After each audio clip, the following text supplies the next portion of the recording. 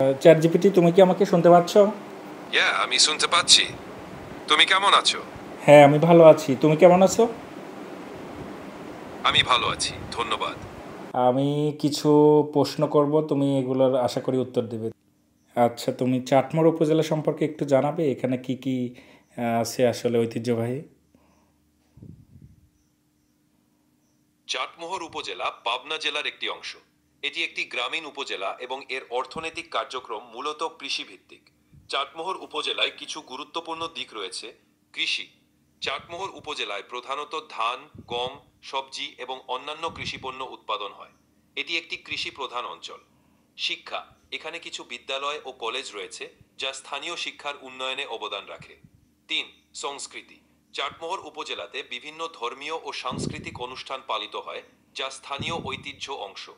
৪. যোগাযোগ। চাটমোহর উপজেলা বিভিন্ন শহর এবং উপজেলায় সহজ যোগাযোগের সুবিধা প্রদান করে। এই তথ্যগুলো চাটমোহর উপজেলার সাধারণ দিক সম্পর্কে একটি ধারণা দেয়।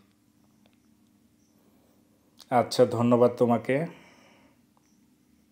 তোমাকে স্বাগতম। যদি আরো কিছু জানার দরকার হয়, জানাও। জি, আমার যদি কোনো কিছু জানার প্রয়োজন হয় আমি তোমাকে অবশ্যই নক করব পরবর্তীতে। অবশ্যই। যখনই দরকার হবে আমি এখানে আছি। তোমার দিনটি শুভ হোক।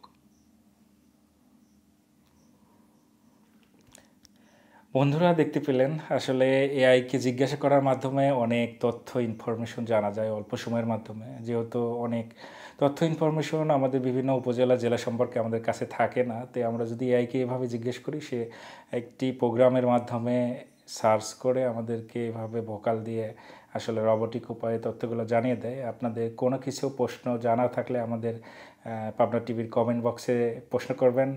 অবশ্যই আমরা এআইকে জিজ্ঞাসা করব আসলে কি অ্যান্সার দেয়। অবশ্য নেক্সট ভিডিওতে আপডেট দিয়ে আপনাদের জানিয়ে দেবো। আমাদের সাথে থাকার জন্য ধন্যবাদ আপনাকে।